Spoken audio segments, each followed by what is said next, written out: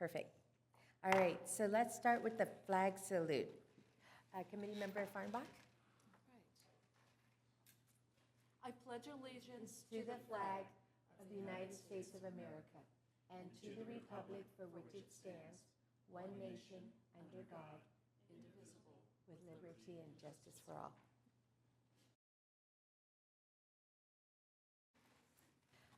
All right, let's go ahead and do roll call. Committee Member Anderson? Present. Farnbach? Present. No? Present. None? Present. Uriart? Present. And Wilson? Here. All are present. Thank you. Do we have any public comments? We have received none? Okay, then we can, do I still have to read the consent? No, right? Okay.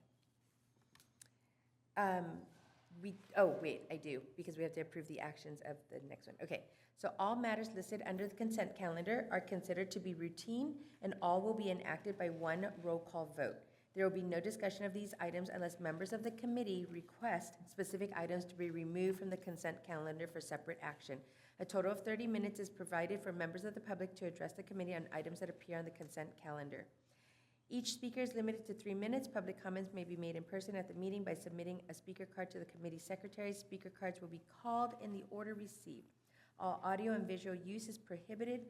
Public comments may be submitted by email for inclusion into the record. Email comments must be received prior to the time the item is called for public comment and submitted to Old Town Local Advisory Committee at Temecula, ca.gov. All public participation is governed by the council policy regarding public participation at meetings adopted by Resolution 2021-54. So the first item is approval of the August 22nd, 2024 minutes. Motion to approve? Seconded. All committee members? Aye. Who made the motion? Brooke. Who made Okay. that original motion? I Brooke. did. Thank you. All in favor? Aye. Passes 6-0. Perfect, thank you. All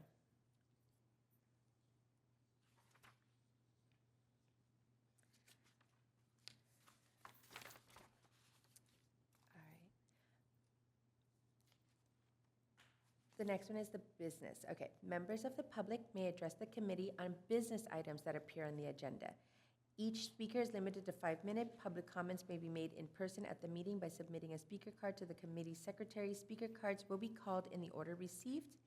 All audio and visual use is prohibited. Public comments may also be submitted by email for inclusion into the record. Each email comments must be received prior to the time the item is called for public comments and submitted to the Old Town Local Advisory Committee at temecula.ca.gov.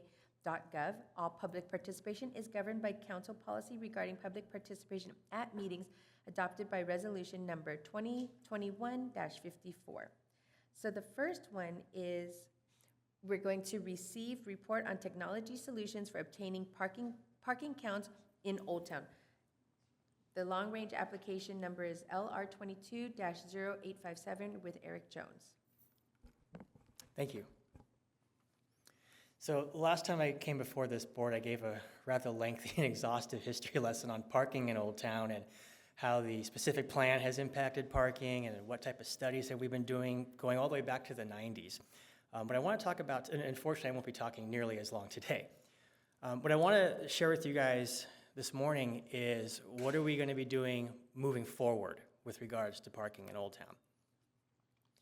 So just to give you a quick roadmap of what I'll be talking about here briefly is we're going to talk about a parking technology white paper that we commissioned with Fair and Peers. We're going to talk about its related requests for proposals, and then you're going to get to see a product demonstration with the technology and the firm that we're going to be going with. So just briefly, all the studies that I had mentioned last time I was up here, all those counts were done manually. That's become very inefficient, and it's also extremely costly.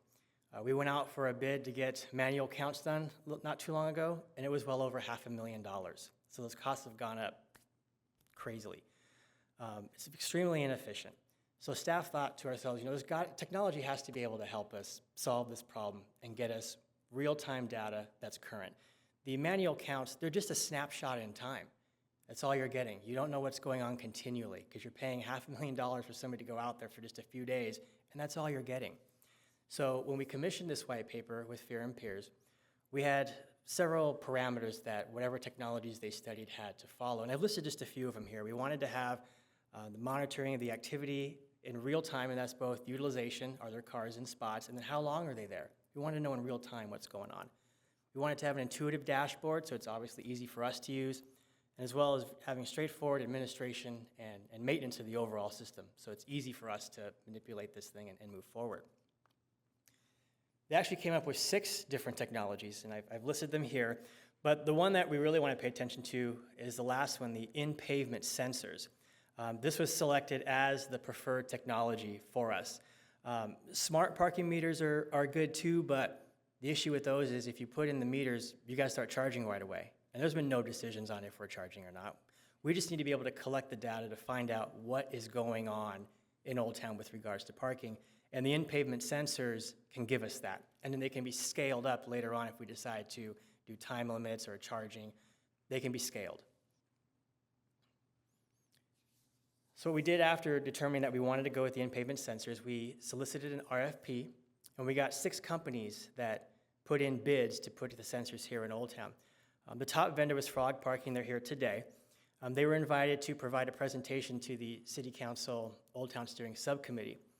And that subcommittee, after looking at the product and hearing what we had to say about it, they were very enthusiastic about the ability to collect data accurately now, instead of just these snapshots in time as we've been doing before. And their charge was basically, let's get the data accurate and continuous so we can make, excuse me, so we can make good policy decisions for Old Town with regards to parking. This overall project will be conducted over 2 phases. Phase 1 is basically just a pilot program. And just to kind of describe it, it's going to be from the North Arch down to Main Street along Old Town front. It's about 90 spaces. That will be for a minimum of 3 months, and that gives us the ability to check it out, play with it, test it, make sure it's doing what we need it to do. But we have every confidence that it will, based on what we've seen from the vendor and from some of their other clients as well. So with that being said, I'd like to turn it over to Frog Parking to have them come up and show you what this thing can do and how it can help us get our parking situation under control.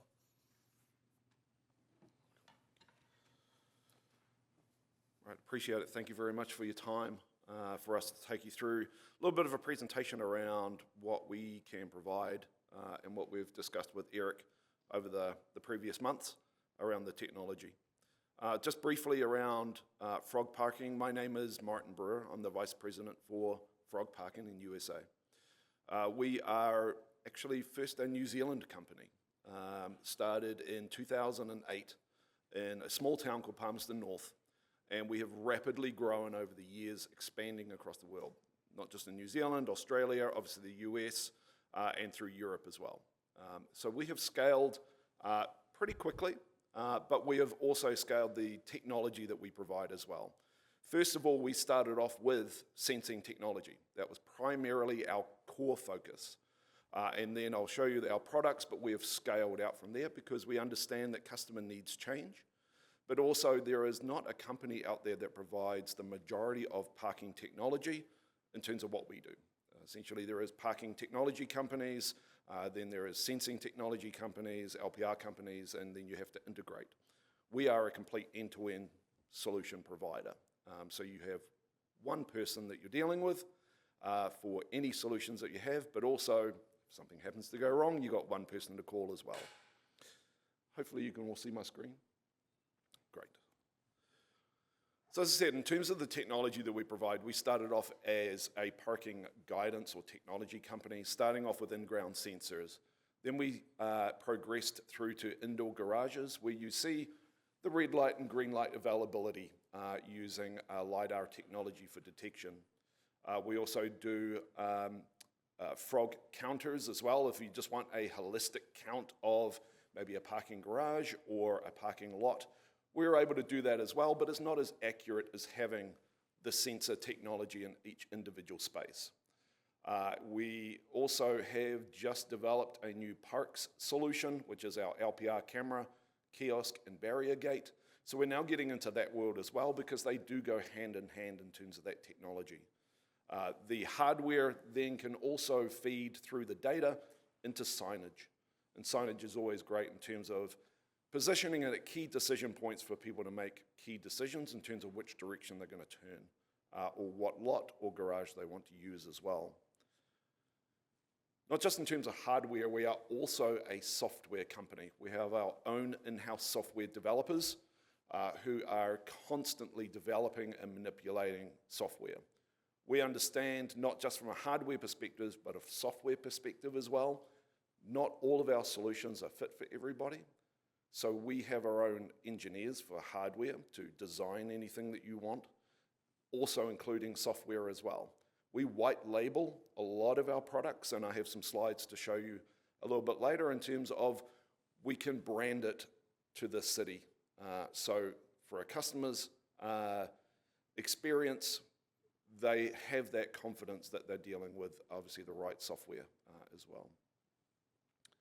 But as Eric said before, the reason why we got into sensor technology is if you do manual counts, and a manual count is indicated there as a little square box over a certain period of time. However, it draws an average around each one of those studies, but it doesn't provide accurate data around what is going on. It is a snapshot in terms of that day. It may not collect the peak times, may not collect the off-peak times. So really the only way to collect accurate data is to do that through technology. And these are the sensors that we use. Again, we provide customization in terms of what you want. The technology in these sensors are exactly the same. They are a magnetometer to detect the magnetic mass, an ambient light sensor to detect that a vehicle is parked over it and created a shadow, and then also a radio strength signal as well through to our communication gateway. If two of those three are triggered, or if not all three, we know there's a vehicle there. So we have multiple different types of technology to make sure that we accurately detect a vehicle. The phase one pilot, as Eric was saying, you've gone with this type of technology, which is an in-ground battery-powered sensor. It is core drilled into the asphalt, and then when it's installed, you basically just see the top of it. It is completely flush mount. You can sweep over it, you can pave over it, and if it does so happen snow here, you can plow over it as well. And I know it doesn't. But it gives you the ability to use that. The other type of technology we have as well is a recessed solar-powered sensor. It has a little solar panel on there which charges an internal battery. If you don't want to core drill that, then you can use a surround and surface mount it as well. So again, we provide technology solutions depending on your requirements. It is not just an out-of-the-box product. We provide options. So with these types of sensors, we can install them in whatever solution you need as well. Surface mount sensors, the recessed sensor for like rooftops, garages is really good. Or obviously the surface mount one, we can install it in asphalt. And in this case at Laguna Beach, we installed it in concrete blocks. So we do have the flexibility to install these. In terms of the communication, we'll obviously install the sensors in every bay throughout the pilot program and then expand out through there in terms of phase 2. The sensors then talk through a radio signal directly to what we call a gateway or a frog link. It attaches to a pole using a metal band strap. It is solar powered, and when the signal comes from the sensor to that device, it sends it to the cloud via the cellular network. That is all the infrastructure we need. Essentially, a sensor in the ground and a pole to install the solar link, the frog link to. What we do, particularly for areas like this, where aesthetics is key, we basically paint or we change the injection molding color of the frog link to match the poles that you do have. It is very key for us to make sure that our solution is very well hidden and blends into the environment the best as possible. In terms of our solution as well, it's not a case of install the number of sensors in terms of this pilot and then walk away. It doesn't matter whether you have 10 sensors or 10,000 sensors, we are completely scalable. It also doesn't matter whether you have the in-ground battery sensor or the hybrid sensor, solar sensor. It doesn't matter, it all talks exactly the same. You could have one side of the street with the battery one, the other side of the street with the solar one. It'll all get to the dashboard all by itself. So it doesn't matter. We're completely agnostic across all of our solutions.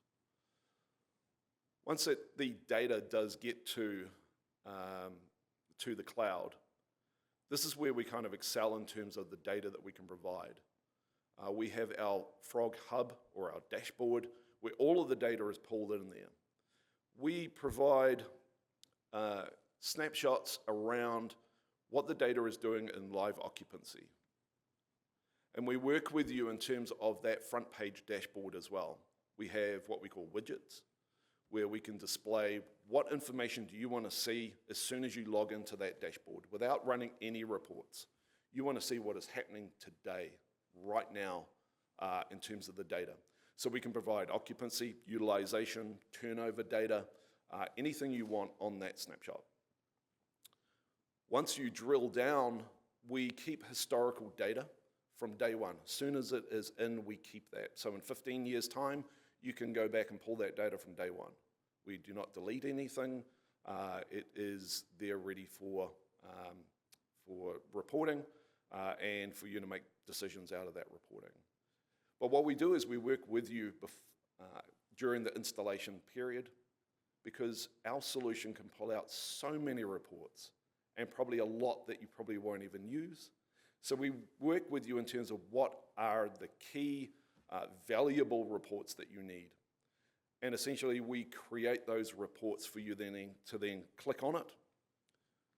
You select your report, you select your parameter, which is basically your date range, and then you click run. It is that easy to run reports.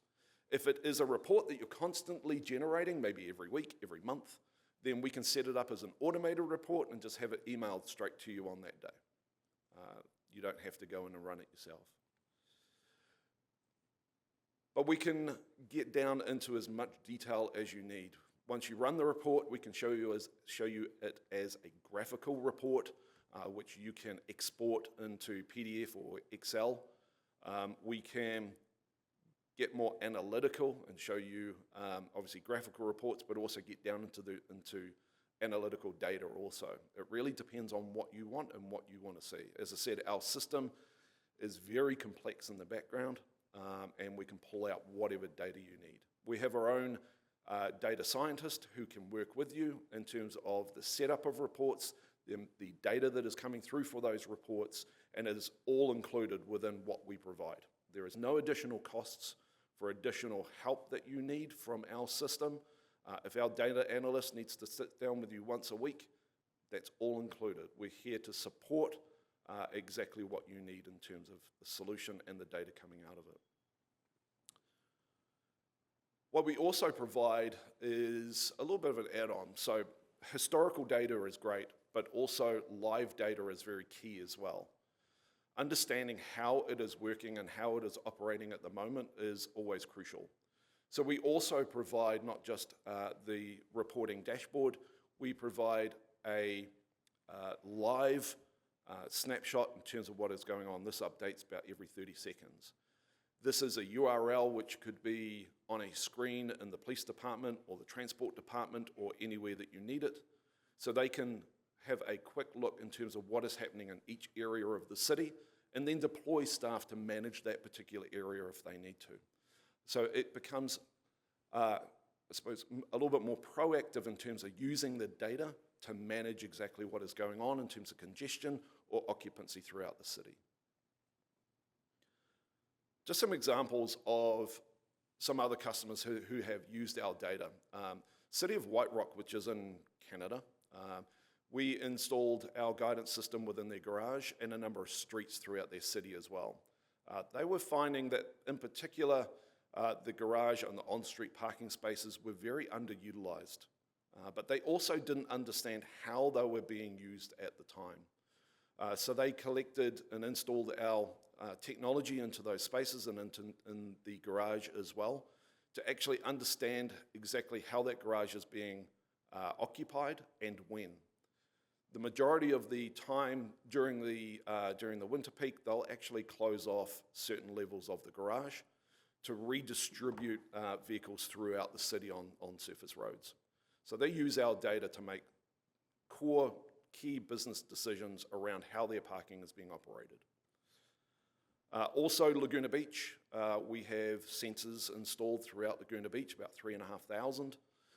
And their main concern to start off with was congestion. And if you've been to Laguna Beach, you'll probably understand the congestion, particularly through Laguna Canyon Drive, was the amount of time that people were circulating to find a particular space.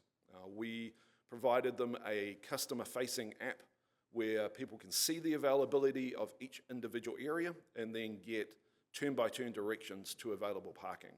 That had significantly reduced the amount of congestion coming into Laguna Beach. Also, in terms of their summer festivals that they have a massive influx within a very short period of time. Again, they wanted to get a really good understanding around, have they got enough parking capacity for the amount of people coming in? So they use the historical data to see the percentage increase in terms of vehicles coming through for those summer festivals, and make sure that they lease additional parking spaces for people during that summer festival. So they use that key data from our sensors to make core business decisions before anything even happens. So that's what we recommended for Eric as well and the team, is to really collect some good data over a wide area, or at least an area, and then see what the data shows compared against what the goals are of the city.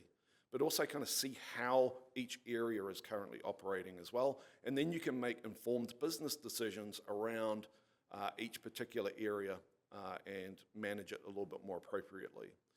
You can make incremental changes. Maybe it's time changes, maybe it's anything else that you want to implement, and you can see it in real time through the data that you'd collect through our solution as well.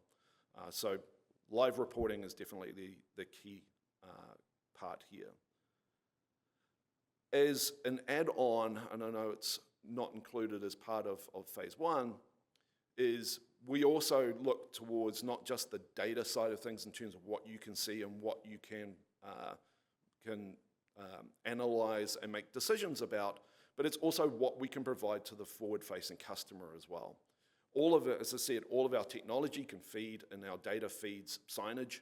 I know signage probably isn't appropriate here for this type of city because the aesthetics of signage is always challenging. Same in Laguna Beach as well. But we do have other technology that we can provide, and that's through an app. And this is what Laguna Beach uses also. Our apps are single sign-on, so as soon as you sign in, you can use your Apple or Google ID to sign in. But when you have the sensors throughout the city, it gives the ability to provide occupancy data. One thing that we do at Laguna Beach is each individual business throughout Laguna Beach is within our app, where you can search for the business that you want to go to, and then you'll be able to see on the app exactly where the availability is around that business, and we can do that here as well. Once you've selected the area you want to go to, you can get turn-by-turn directions via your smartphone to that particular area. So very, very handy to use. If you want to get even more details, you can see exactly the number of spaces available in each area. We color code each area because it's a little bit more visually appealing and it's easier to make decisions on where to go. So if there is a lot of availability, it's green. If it's getting kind of full, it's orange, and when it is full, it's red. So it's very, very easy visual cues. But then you can click on each individual area and see what the availability is of that area as well. We also have the ability to program each sensor as a particular type of space, and then gives the customer the ability to search for those particular spaces, EV spaces, ADA spaces. They can select those, see what the availability is of those particular spaces, and then again get turn-by-turn directions. It is completely customizable in terms of what we can do with these sensors. As I said, turn-by-turn directions using your phone guidance is very key here, but also find my car is always a key one as well. So a lot of people think they parked in a particular area, but they did last week, but not this week. So this is always helpful to people as well. But also what we can provide is, it's not just about parking. It's about providing customers or visitors the ability to choose other modes of transport to get to and from the city as well. And we provide, as part of the app, a page where we can show other transport options to get to and from the particular area. Uber, Lyft, if there is a shuttle from remote areas, like Laguna Beach has, they have the trolley, which takes people from the remote parking areas into the city. It provides that link through to those particular options as well. So it's not just all about parking, it's about providing as much information to customers as possible. But in terms of all the data that is collected here, we do not sell the data. The data is completely yours. We do not do anything with the data at all unless you ask us to. And I think that is very important, because there are companies out there who generate additional revenue off data. It is yours. Again, to stress, we do not sell it, we do not do anything with it, it's completely your data. If you want us and our data scientists to analyze the data again, we can, and there is no cost to do that to you. So we are here to help you and support you as a customer and as a partner as well, and deliver the best possible solution to your visitors and residents. If there are existing solutions out there that you already do have, we are open API as well. We're friendly. We can have our solution talk directly to that solution, and we can even pull that data into our dashboard and display it in there as well. But yeah, we're open API, and we push and pull in real time as well.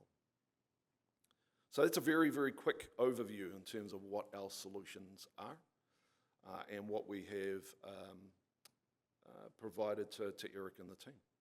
So I don't know if there's any questions.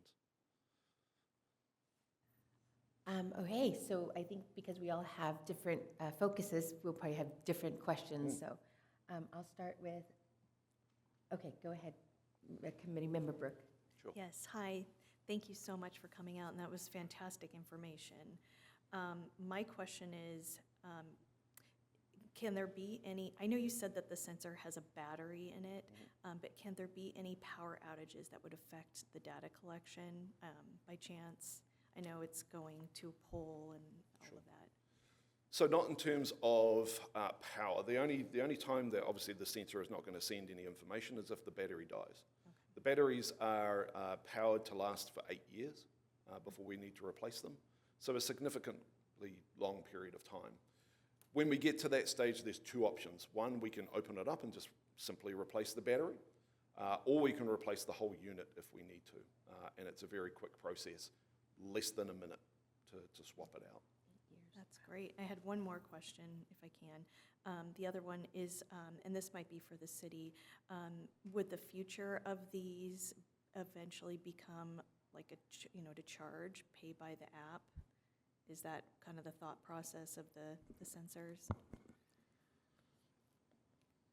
Maybe in the future. Okay. But really, the point of this is so we have accurate data that we can provide to the Old Town Local Advisory Committee and then up to the City Council. And ultimately, they're the policymakers. Okay. So this is just information. And what we envision is in the future, at each monthly meeting, we would provide a report on what we're finding, what the data looks like. And then if you have questions and we need to pull the reports, we'll do that. great, thank you, thank you. Go ahead. All right, so one of my questions was, how do the sensors work with sensing motorcycles? Motorcycles are a little bit harder. Okay. Unless they park directly over the space, we have challenges in terms of detecting them. Okay, Obviously, a vehicle's pretty easy, it fits within a parking space. Motorcycles can park anywhere within that large footprint. So unless it parks directly over the space, then it's a little bit challenging. If you have motorcycle parking spaces, which are obviously considerably smaller, then the sensor has a better ability to detect the motorcycle. okay. Then maybe it's a consideration for motorcycle spaces in the future, because it's not uncommon to see 5 spaces with 12 motorcycles in them, and I don't want that to skew our data too much. Exactly. And then possibly a question for you guys as well as the city is the gravel parking lots. Are those ever going to have sensors in them? What's going to happen with those? Because I can't imagine you can put a sensor in them. Well, that was going to be part of my update later, that we have those gravel parking lots out to bid right now to be paved. Perfect. So they would be thrown into this study as well. Oh, never mind then. All right, that was it for me right now. Thank you. Go ahead. The scope of what we're looking at right now, for the sake of a study for parking, how many poles will be required for that area? We haven't counted the number of poles, however, to give you an indication. So for an on-street area, we do it in terms of distance. So we would have one of our Frog Link gateways about every 500 feet. So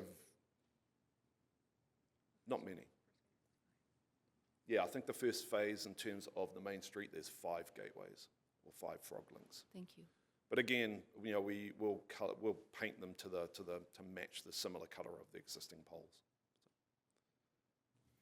Any questions on this side? I'll start with Scott. Thank you for being here. That was really great. So some of my questions is the plan to do all public parking in Old Town, so both the covered parking and street parking? I believe so. It's probably a question for Eric. Yeah, with the first phase, it's all going to be public parking. Can't do anything really with the Of private course, stuff. of Yeah, it's all going to be public. Yes. And then I saw on one of the pages that you had it kind of divided out in zones, and can we do that? So like a covered parking garage is a zone, and like one street's another zone, and to be able to get data from each of those individual zones? Absolutely. So we'll work with you in terms of you deciding in terms of what those zones look like, and then we'll just program those zones.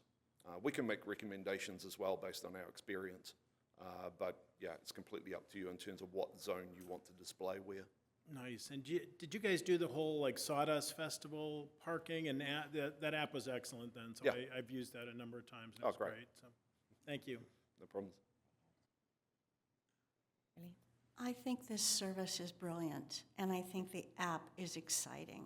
I mean, I sit here and get just super excited about how easy and convenient this could be for everybody. I did have a couple of questions. Is this area unique because it's a mix of residential, apartments, and businesses? I mean, obviously residential, we need lots of nighttime parking and things like that. Are we unique to your? Not at all. Laguna Beach is very similar, where they have a lot of residential parking through permits, where they're allowed to park there for 48 to 72 hours, and obviously display that permit. We do have a permitting system as well, which is completely digital and can feed into the app that you did see. So no, it's not unique. It just comes down to the business rules that are applied for each individual user Okay. for that to work.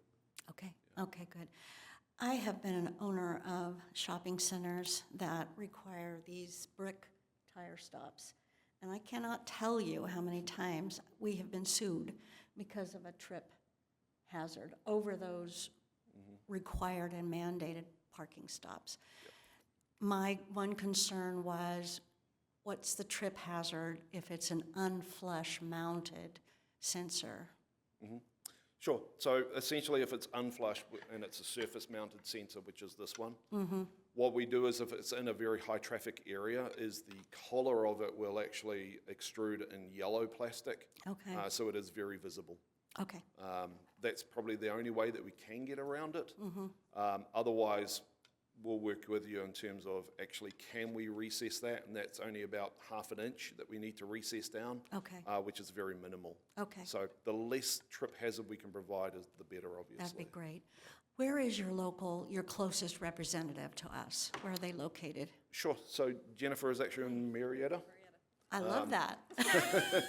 And we have service and maintenance staff in Marietta as well. Okay, Our main office is in Irvine, so we're very, very local to you. okay, that's perfect.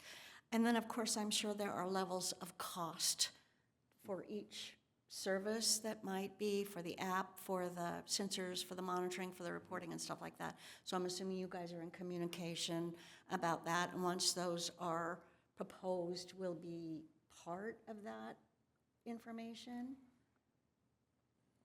Yeah, obviously, there's a cost associated with this, and we've worked with the city council subcommittee to get direction to move forward on this. We've already identified what accounts the money will come from, so it's, Okay. we have the funds to move forward with this. Great, okay, those are all my questions. I think this is brilliant, thank Great. you. Thank you.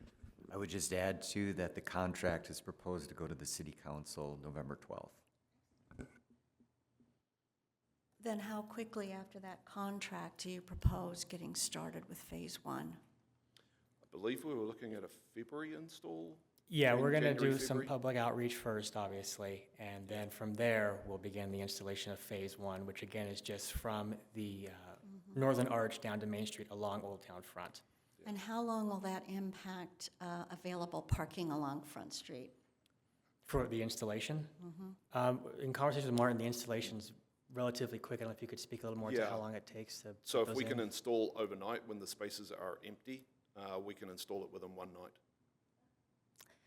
And this will be done then after the other parking lot upgrades and street upgrades are done so that we don't have a conflict with availability? The Esperson parking lot, the 6th Street and Mercedes? We would work with Public Works in the community to make sure that when Phase 2 goes in, it's done at the most appropriate time. We're Okay, not just going to shut everything down and start putting incentives without telling anybody with adequate Right. notice. right. I just wanted the thinking process of organization and scheduling to be at the utmost. It is, it Okay, absolutely is, perfect. yes. Okay, Yeah, and we'll communicate with this committee as to the timeline, and then that will allow you to get to your constituency and share the timeline as well. Thank you so much for being here. I only actually had one question because everyone else asked really good ones. How long have you found that you need to collect good data? Like 3 months, 6 months? Like what's good data for us to really analyze it? Usually it's about 4 weeks, and then you get a relatively good understanding in terms of what the patterns look like for daily patterns and weekly patterns. However, usually if you want to see seasonal, then obviously you need to collect it for a year. And then from after that, you can then start layering over each season and see how it's affecting year on year as well.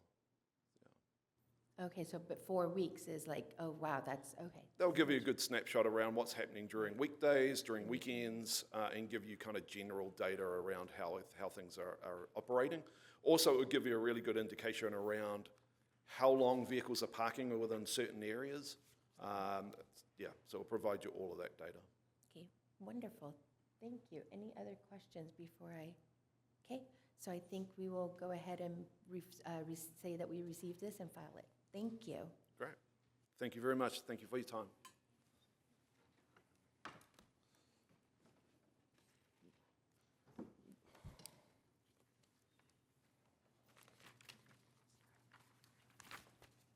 Sorry, lost my place.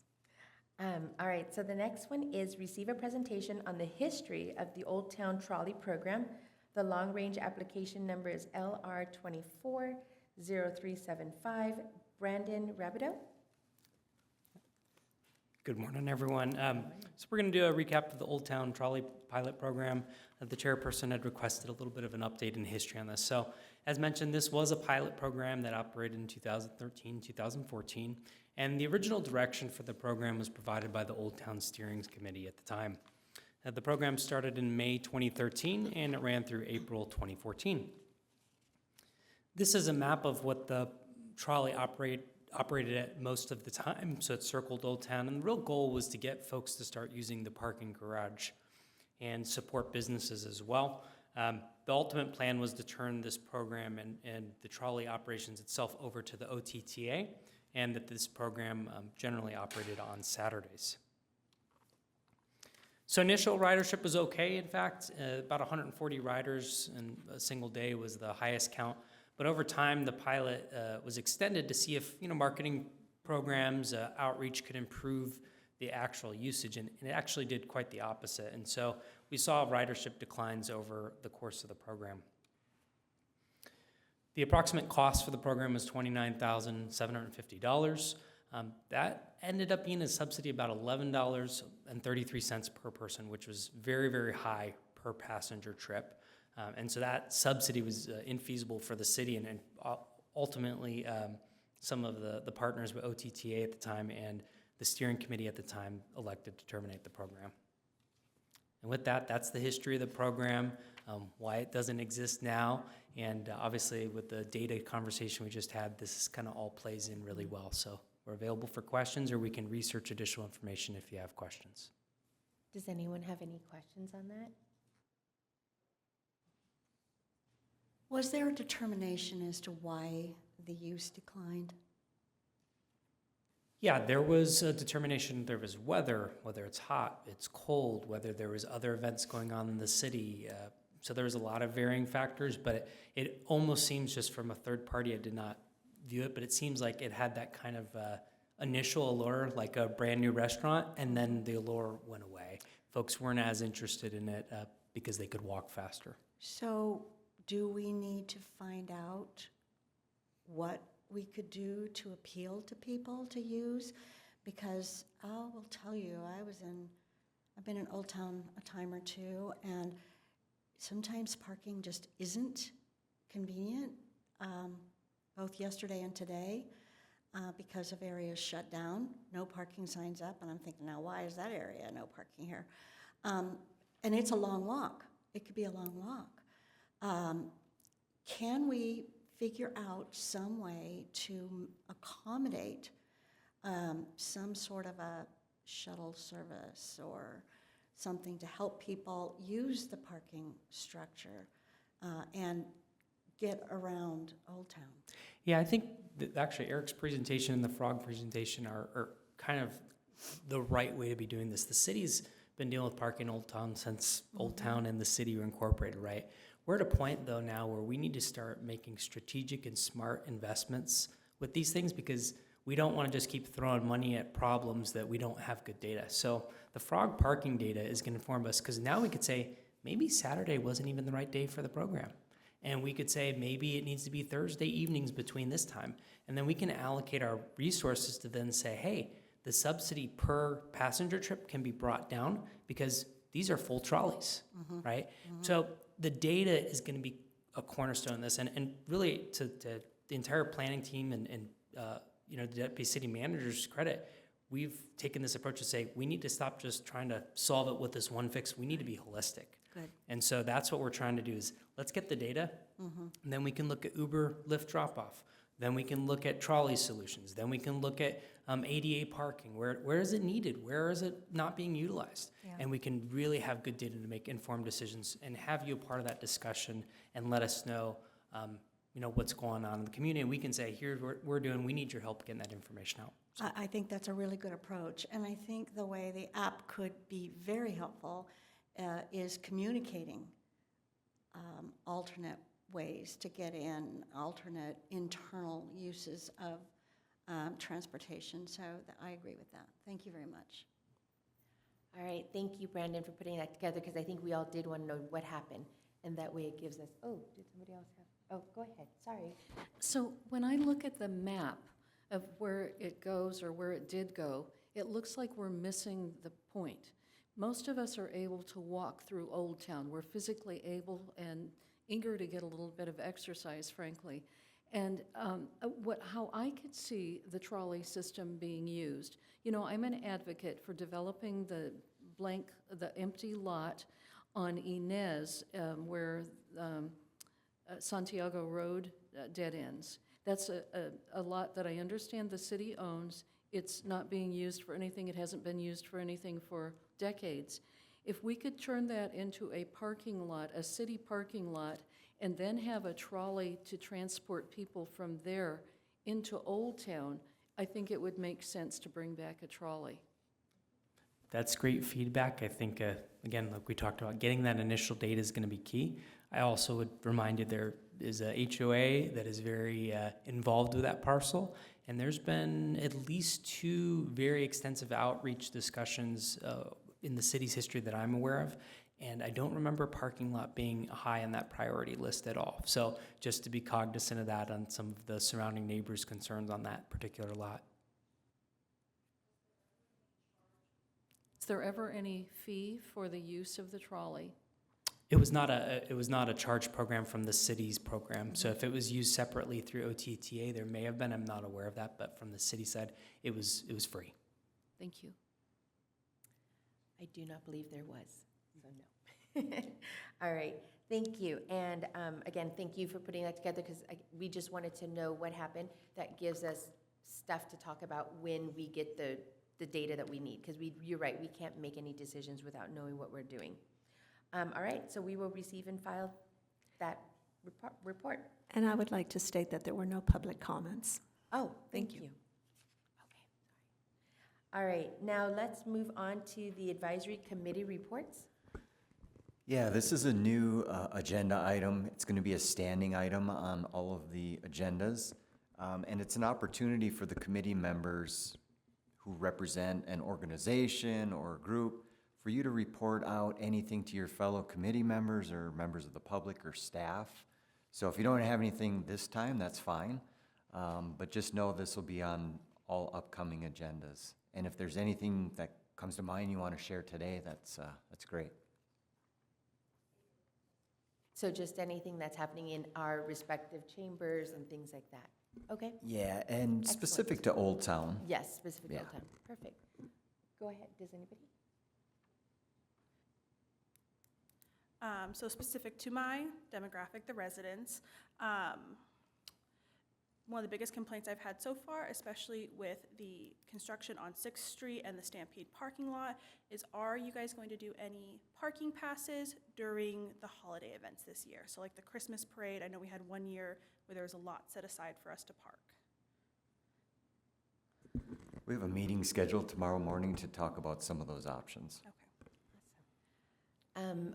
Any other committee, VTV, anybody? I did have one question. Has there been further discussion about opening up the parking lot for overnight parking for residents? We talked about that at the last meeting, and the decision was we're going to hold off until we have better data before we make any major policy decisions. Was there, could we be informed why it's closed from 2 to 7? Why that policy started? There were a number of reasons, but a big part of it was we had a lot of overnight parking, RV, transients, and break-ins. So it was becoming a problem with the overnight parking at that time, and there was a decision to close it down because of a lot of the problems that were coming in during that time period. All right, so I will just report out, since it's Old Town Temecula Association, we are doing our Taste of Old Town coming up for the holidays, so that'll be fun. I know that the city is doing it with the shopping day in Old Town, so we're working with a lot of, hopefully, merchants to stay open and do some stuff all day long before they come and eat and drink with us.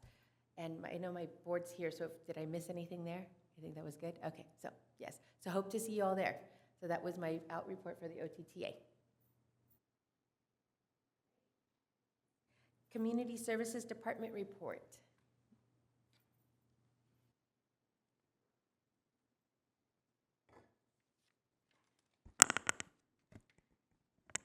Good morning, committee members. My name is Isabel Morales, for those of you I've not had the pleasure to meet. So I coordinate arts and culture and special events. So since Tracy Tominez was in a meeting, I'm here in her place to give you the overview of events taking place in Old Town this coming month. For the events listed, it will include our standard road closures on Mercedes Street from City Hall Access Road to the 3rd Street Alley, as well as the Main Street Y. So on Friday, October 25th, 5:30 to 8:30 p.m., the Halloween Carnival will take place with road closures from 8 a.m. to 11 p.m. There will be carnival games, costume contest, and trunk or treat with first responders. Next will be the National Preparedness Fair on Saturday, November 9th, from 9 a.m. to 1 p.m., with road closures from 6 a.m. to 3 p.m.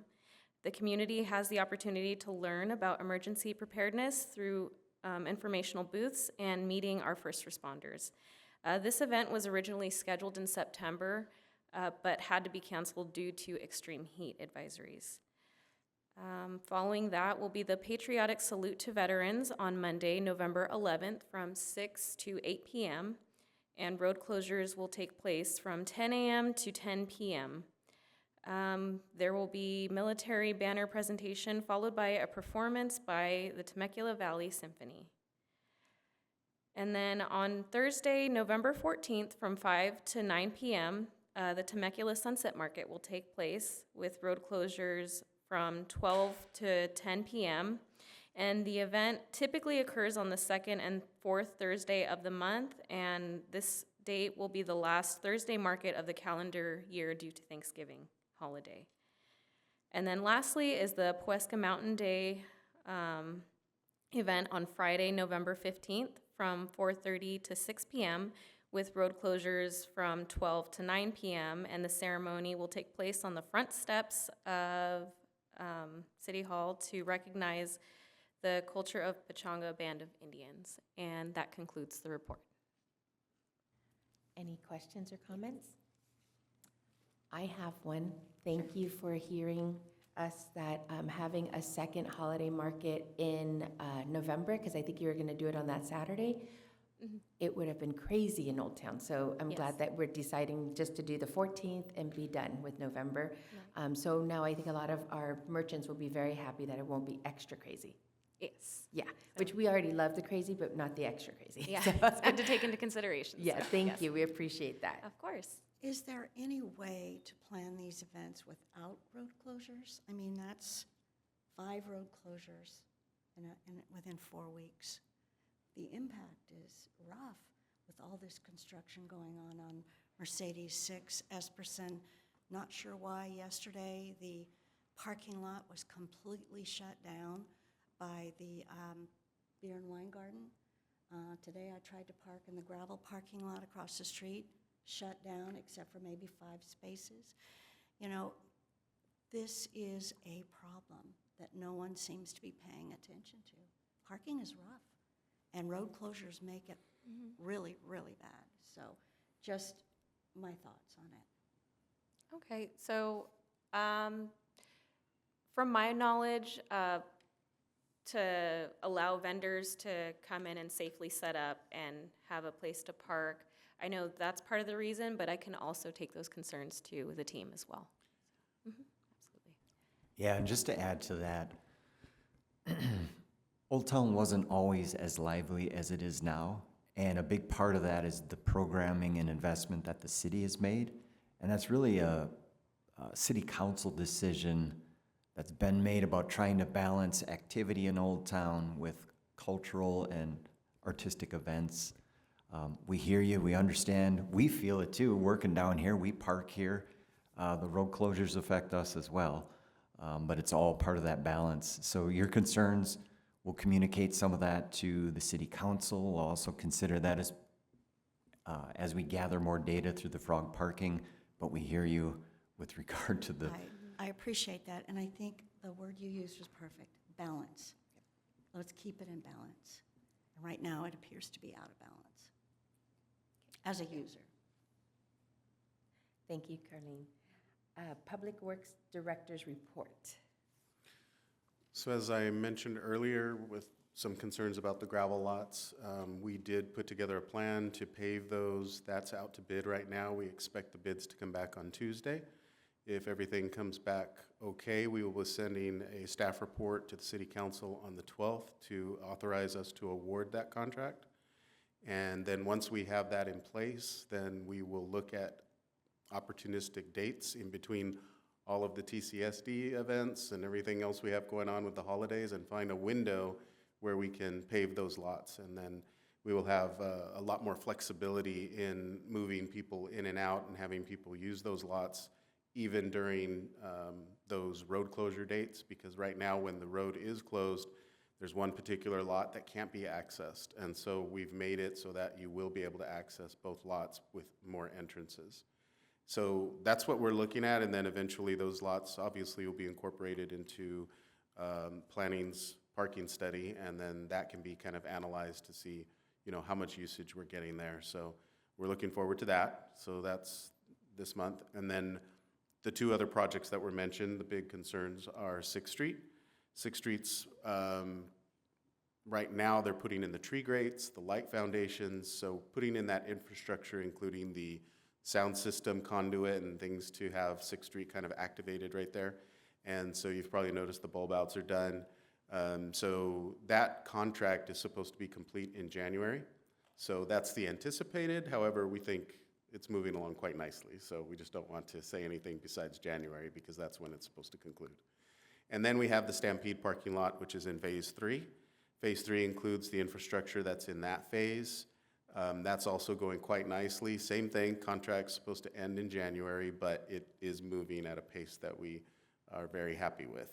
So that will be able to be, those spaces will be utilized during the holidays, so it won't be a complete shutdown until the very, very end when you have to pave and cap the whole thing all at once. So, but otherwise, it's going very well. So I'm open to any questions with regards to those projects.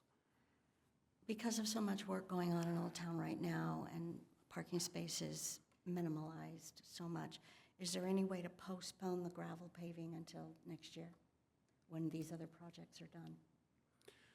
I mean, we're going to be talking with TCSD and the city council because it's really up to them when they want to pave them, because there is an opportunity to, on some of these TCSD events, if we can get it in a window prior to next year, it would alleviate some parking concerns that people have, because we'd be able to utilize those lots rather than have them shut down for a greater amount of time, especially when we do the ice rink and we do some other things. So we're going to find a way that we can utilize them in an efficient way. So I can't say whether it's going to be this year or next year, but that'll be a decision made up by the city council and TCSD. But you will be making a recommendation. Recommendations, yes. Yeah. How long will it take to pave the parking lots, and how long will they not be available? 4 to 5 days. Yeah, see, that's what I'm talking about. You guys are hearing us, but you're not honoring us in our concerns. You've removed how many parking spaces between now and January? How many parking spaces will go away? Count that figure and realize we're already stressed right now. My dentist yesterday, I can't tell you where I had to go and park and walk to get back to my dentist because there just wasn't a place to park. Thanks. I think that we'll let you come back with some data before we ask any other questions, because I think everyone else has, everybody else? Okay. Let's move on to Community Development Director's Report. Thank you. Looking ahead to November and December, I know I had mentioned this to a few of you, but the meetings are the 4th Thursday of every month, and looking at November and December, that conflicts with Thanksgiving and then Christmas. So wanted to ask your thoughts about either rescheduling to a meeting in early December, or just postponing or canceling those meetings and then coming back in January with a fresh start in 2025. So just want to get your thoughts. I think that I spoke to a lot of the committee members right before this meeting, and I think with the holidays and trying to reschedule 2 meetings, I'll take a vote, but we should go ahead and move to we want to move to January. And that way we have more information. Public Works, everybody will have more You data. can just do a head nod. If January Okay. sounds Is January good, good? All right, so we're good. we're good too. Okay. And then in addition, my report, Isabel, I'm going to put you on the spot just for a second. At the last meeting, Tracy communicated some information about changes to the grape drop, some of the timing changes, and then the drone show. Could you just maybe elaborate on that a little bit? Because I know we used to do a grape drop at 9 and then midnight, and then this year it's changing. Yes. So 3 of the committee members weren't here. Oh, that's So we why, just wanted okay, to because I say communicate that that. was, Oh, that was okay. communicated. And by the way, we forgot to thank you before you sat down for Oh, giving no us worries. the report. So, That's all right. Welcome back. Thank you. So just a little background on myself before I answer that question. I was previously assisting Director Russo in Community Services, so I've transitioned into the special events team and have a little bit of a crash course, if you will, on some of the upcoming events. So with the grape drop, from what I know, there has been a change to just move this event as just a 9 p.m. celebration into the new year.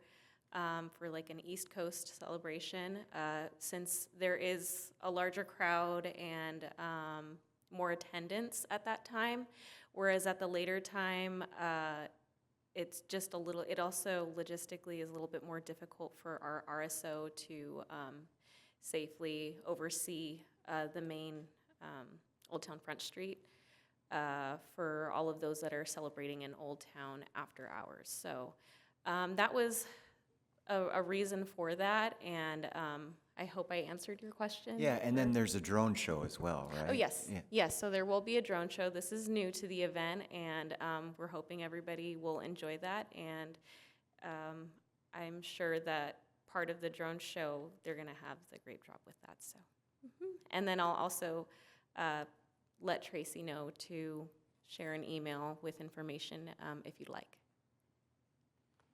Perfect, thank you. You're Appreciate welcome. it. Of course. And then, Thank you. and then one more item. Brandon, if you could just provide an update. We've talked to you in the past about a pilot program for outdoor live entertainment, and we have an update. Yeah, so we have the outdoor pilot program that the city council established for a 1-year period. It will end next year in August and will sunset automatically. We do have one business that has obtained a permit for that, and we're not going to name that business because we have citations already associated with that program. So we just wanted to make you aware of that we do have one valid business and we do have citations for a business that is not complying with the requirements of the pilot program. So if we could communicate to businesses that that program is available for them to apply to, and also remind them that they need to comply, if they want to see the program continue, that would be fantastic. Any questions for, and you know what, it was funny, being the Old Town Temecula Association, I was surprised to hear that there was only one actual application in. I thought that people were going to jump at it, but nobody is jumping at it. Sorry to hear that one's not complying, but we will make sure that we continually talk to our restaurants and making sure that they apply.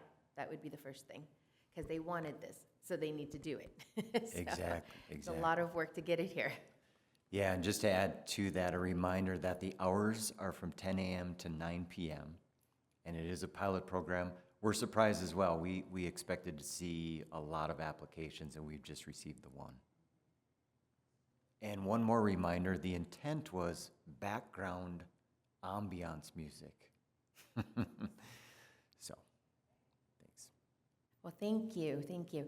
And I appreciate the committee working through and having such great questions at the appropriate times and comments. I guess I will adjourn the meeting and say, see you next year, but be ready to work and listen and be advocates for our associations and everybody, but also that we're partners with the city. So, thank you.